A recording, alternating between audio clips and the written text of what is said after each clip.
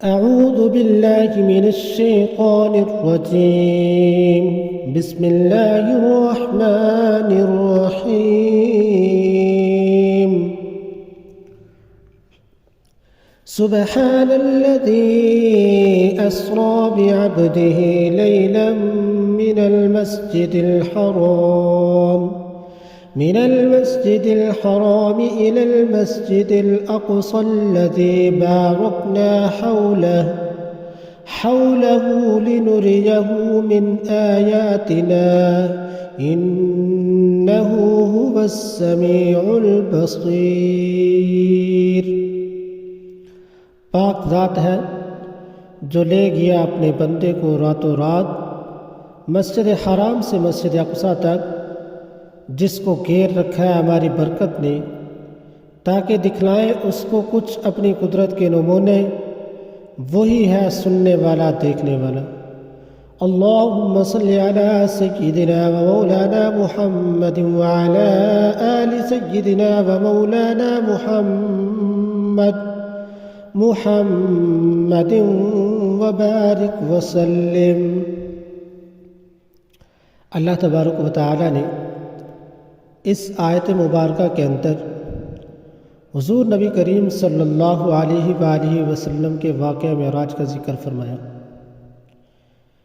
ہمارے پیارے پیغمبر حضرت محمد الرسول اللہ سب کہتے صلی اللہ علیہ وآلہ وسلم کو اللہ رب العزت کی ذات نے مختلف معجزات سے نوازا۔ ان معجزات میں سے ایک معجزہ میرے اور آپ کے نبی حضرت محمد رسول اللہ صلی اللہ علیہ وآلہ وسلم کا واقعہ معراج ہے۔ معراج کے دو حصے ہیں، ایک کو بولتے ہیں اسراء اور دوسرے کو بولتے ہیں معراج۔ اسراء کیا ہوتا ہے؟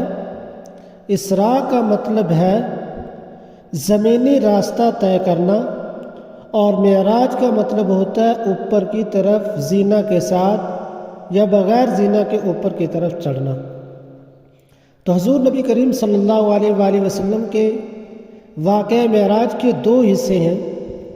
ایک حصے کا ذکر اللہ تبارک و تعالی نے قرآن مجید کی اس آیت مبارکہ میں ذکر فرمایا، سبحان الذي اسرى بعبده ليلا من المسجد الحرام إلى المسجد الأقصى۔